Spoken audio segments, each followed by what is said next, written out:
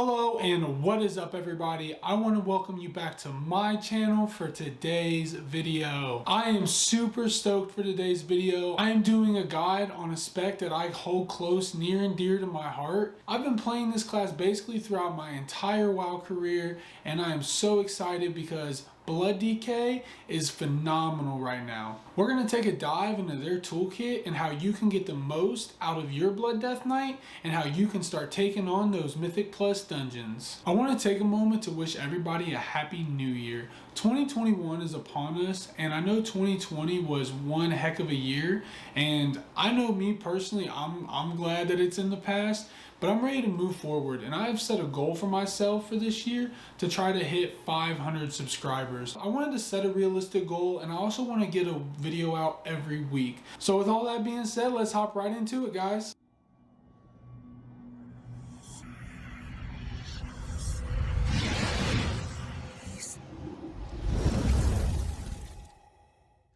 Alright guys, so first thing I want to kind of say is it's going to be more of a tip. So something I've lived by my entire tanking career, mainly because of experience, is that I tank like I'm tanking for a grandma. My grandmother actually plays WoW with me, and boy has it been like difficult throughout the years. I mean, a lot of frustration, a lot of tears, blood. I mean, playing with her can really be frustrating. But what I've learned is, and I've learned this through many other aspects in life, is just you can't blame other people. I help her and make her better, and that's made me a better party leader, a better tank. So I always tank like I'm tanking for my grandma. So when I build my tank specs, I build them to be tankier. I don't worry as much about DPS. I do like to put up some good damage, but I also know that dead DPS is no DPS. So I kind of wind that all in with tanking. So with that being said, I've always taken that as kind of a rule of thumb when I'm building my tank specs and tanking dungeons and leading a party. Next thing I want to go over is going to be your stat priority. So your stat priority is going to be item level. Always choose the higher item level item in most cases, unless you know the stat is way higher. But so you're going to choose item level, and then it's going to be versatility, haste, crit, mastery. So going into that, we're going to next go into our conduits.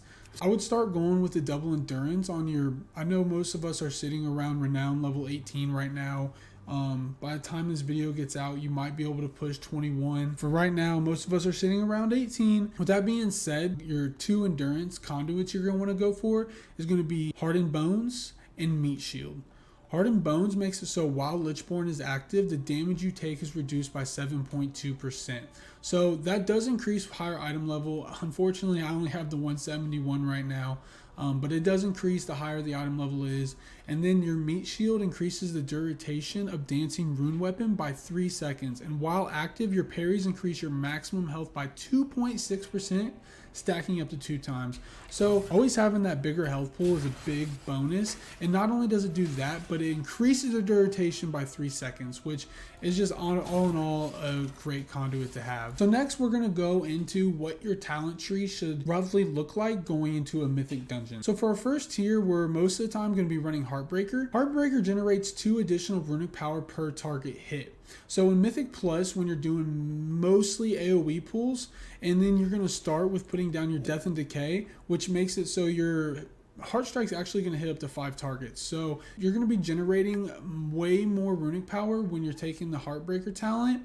And that's going to be able to give you off more Death Strikes, more Marrow Rends, and just all around a more stable tank. So Blood Drinker is more of a single target, putting out a little bit more DPS on boss fights. You can still use your defensive abilities, which is nice. And if you want to kite a target. So Blood Drinker is good if you're feeling tanky and you don't feel, maybe you're not pushing keys and you're just looking to have some fun, you can run Blood Drinker. But I would recommend taking Heartbreaker in most Mythic Plus scenarios. So in Tier 2, we're going to want to take Hemostasis. It's really the only valuable option here. Hemostasis makes it so each enemy hit by Blood Boil increases the damage and healing done by your next Death Strike by 8%, stacking up to 5 times. So that's really just incredible. If you look here, you use your Blood Boil, you get this buff up here, Hemostasis, damage and healing done by your next Death Strike is increased by 32%.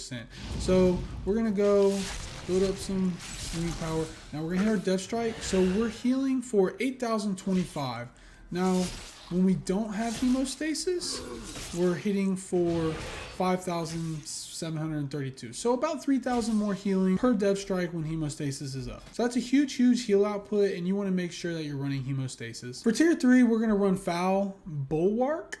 Each charge of Bone Shield increases your maximum health by 1%. So with 10 stacks of Bone Shield, I'm running at 53.6k health, and without it, I'm only at 48.7k health. So as you can see, it does increase your health pool by quite a bit. That 10% does help in dungeons, and it can be the difference between life and death. Tier 4 here, you're mainly going to want to run Will of Necropolis, mainly because blood DKs do tend to take higher amount of spike damage, meaning that since we kind of rely on self-sustained damage and healing, we don't use shields like most other tanks, we take more spike damage. So that Will of Necropolis, it makes it so damage taken below 30% health is reduced by 30%. So that is huge. I mean, 30% damage reduction is, key, especially with your IBF. That's 30%. So if you're really taking some damage, you're at 60% damage reduction, and if you're taking the Lichborn Conduit, it just keeps on going. So you become really tanky. I would recommend in most situations taking Will of Necropolis. You can take Anti-Magic Barrier. It reduces the cooldown of Anti-Magic Shell by 20 seconds and increases its duration and amount absorbed by 40%, which is huge. And for more magic heavy dungeons, I would recommend taking it. But for the most part, even still, Will of Necropolis takes the lead. Tier 5, you have a couple different options. I mainly run Grip of the Dead, making it so my Death and Decay reduces the movement speed of enemies within its area by 90%, decaying by 10% every second. So that makes it really good to kite. And it seems like in Shadowlands, we're not just sitting there tanking and spanking. We're going to be kiting and doing all kinds of different things. So making it so you have a area of effect ability that reduces everybody in it by their movement speed by 90%. That's incredible for kiting. I would highly recommend taking it. If you do take Tightening Grass, it reduces the cooldown of Gorfiend's Grass by 30 seconds. This falls behind a little bit on Grip of the Dead, mainly because you won't be able to benefit from it as much. I believe it's a minute and a half, right? A 2-minute cooldown, and taking Tightening Grass moves it down to a 90-second cooldown. It does have its value, but I would still recommend taking Grip of the Dead. Moving on to tier 6, you have a couple options here. Ferocious is my normal go-to. It makes it so your Death Strike healing is increased by 20% and grants you 15% leech for 8 seconds. So overall, it increases your Death Strike and it gives you increased leech for the next 8 seconds. So like I said, remember, we're building our spec around tanking for your grandma.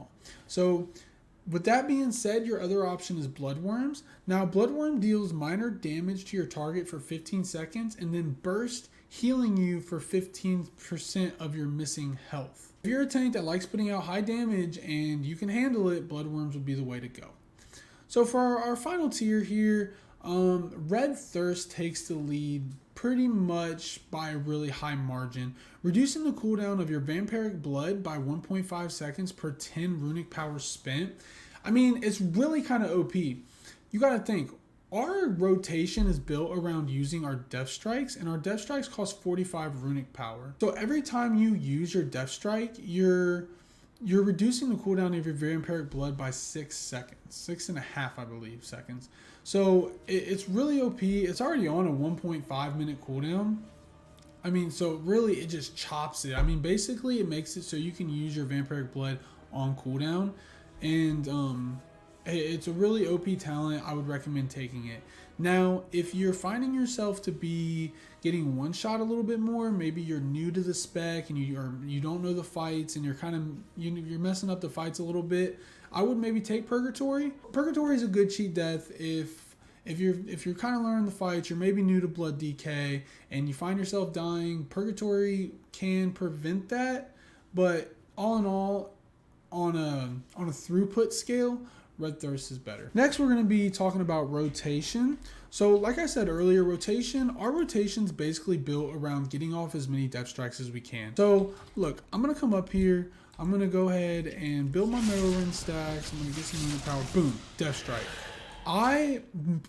gain a blood shield, absorbs 2,112 physical damage. So that's just off one Death Strike. So our rotation, we're building it around getting off as many Death Strikes as we want. Next thing we're going to want to focus on keeping up and maintaining is going to be our Bone Shield. And we apply Bone Shield through Marrow Rend. So Marrow Rend is a 2 rune costing ability that smashes the target, dealing 954 physical damage and generating 3 charges of Bone Shield. Bone Shield is an effect that you get when you cast Marrow Rend, and Bone Shield increases armor by 538 and your haste by 10%. So it's just something that we have been given since, we don't have shields. We tend not to have as much armor. Because of that, they give us a boost in our haste and armor. So when it comes to our rotation, since Death Knights are prone to taking more spike damage, what you're going to want to do is off pool, you're going to want to pop Rune Tap, Marrow Rend, use your Blood Boils. You always want to have a charge of Blood Boil charging. And then put your Death and Decay down, use your Death Strikes, Heart Strike, and don't forget to use your Dancing Rune weapon as well. So Heart Strike, and then Death Strike, and then just using your Rune Tap when you're taking it. You always want to have 1 charge of Rune Tap charging, and then just basically that's it. Rinse and repeat. We're building our rotation around getting off our Death Strikes, keeping up our Bone Shield, and using Heart Strike as much as possible. And you are going to want to use Death Strike if you need a heal, or if you're going to cap on Runic Power. Next, we'll be going over cooldowns.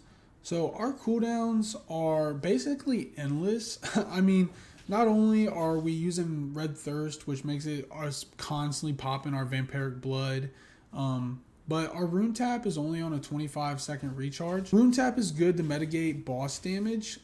Basically, if you know something's coming, you're going to take a big hit, your DBM's telling you to pop a cooldown, Rune Tap should be there. And also we use Rune Tap at the beginning of most pools, just because we do take high spike damage, so make sure you're popping that Rune Tap. But it is on a 25-second recharge. It's basically always there. Next, we're going to go over Dancing Rune Weapon. Dancing Rune Weapon summons a rune weapon for 11 seconds that mirrors your melee attacks and bolsters your defense. While active, you gain 40% parry chance. So basically, you're going to be using that on cooldown if you can. Obviously, if you're about to pull a boss, maybe save it for the boss, but it's great for big pulls when trash. If you're trying to get that trash down fast, pushing those keys, what I'd recommend is going in, popping your Rune Tap, popping your Dancing Rune, popping your Vampiric Blood. It's beautiful. So Dancing Rune Weapon is a really good tool. Use it to increase your damage, increase your parry, making it so you take less damage. Dancing Rune Weapon, really good ability. Now, Vampiric Blood's kind of our bread and butter when it comes to our cooldowns. What it is it increases your maximum health by 30% and increases all healing and absorbs received by 35% for 12 seconds. I mean, that's so insane. So not only are we hitting harder with our Death Strikes, healing more with our Death Strikes, but our healers are healing us for an extra 35%. Our absorbs are increased by 35%.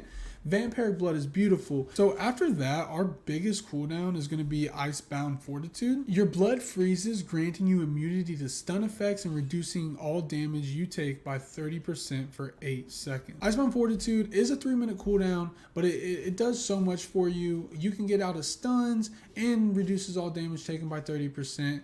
That is more of a cooldown that you want to save for when you know big boss damage is coming, you're pulling a lot of adds, and you just know that you're going to need crazy damage reduction. Next, we have our Lichborn. Lichborn draws upon unholy energy to become undead for 10 seconds, increasing leech by 10% and making you immune to charm, fear, and sleep. So Lichborn is really good. It increases your leech by 10, and then also if you're taking the Conduit, it's going to reduce damage taken by mine being 7.2%. So Lichborn, it actually becomes a really good cooldown, especially when taking the Conduit. So back, thank you Blizzard. Sacrificial Pact. Sacrifice your goal to deal 1,343 shadow damage to 8 nearby enemies and heal you for 25% of your maximum health. I mean, our cooldowns just go on and on, guys. This is really fun to use on big ad pools in Mythic Dungeons. I mean, it says up to 8 nearby enemies. So say you pull 8 enemies and they're just smashing you, man. You use your Rune Tap for one, don't forget. But then you pop your ghoul and then you just use your sacrificial pack. I mean, that's 25% of your health right there. It's great. It's saved me countless amount of times. I mean, it's huge. Another baseline ability that Blizzard has brought back, and we are so thankful for, is going to be Anti-Magic Zone. Anti-Magic Zone reduces your magic spell damage taken by party and raid members by 20%.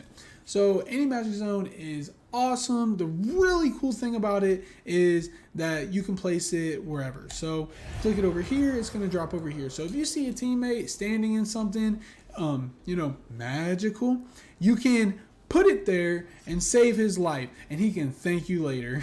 So with that being said, AMZ is an awesome cooldown, and I would highly recommend taking it. Well, it's a baseline ability, so. So Anti-Magic Shell is basically the personal Anti-Magic Zone. It's on a 1 minute cooldown, and you surround yourself with an Anti-Magic Shell for 5 seconds, absorbing up to 16,223 magic damage and preventing applications of harmful magical effects. Damage absorbed generates runic power. So really this is a good ability, especially since it makes it so you get more runic power, which means you can be using more death strikes. So this one's awesome. All right, guys, last I want to go over the legendaries real quick.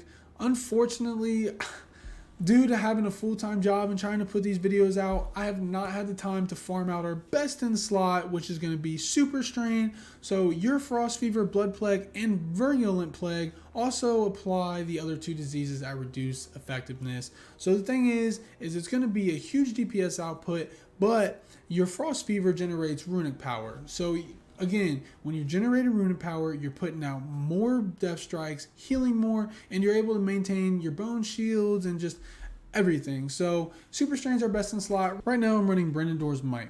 Brennendor's Might makes it so your death strike refunds 15% of runic power spent if it heals you for more than 10% of your maximum health, which is every go. So this is really good. 15% of 45 is 7. So you're getting back 7 runic power every time you use your death strike, which actually I've kind of find out for about every 2 to 3 death strikes, I'm getting a free death strike, which, I mean, it's just free heals, it's free absorbs. So that's what I can get my hands on. Another good option is Gorfine's Domination. It makes it so your Heart Strike reduces the remaining cooldown of your Vampiric Blood by 2 seconds.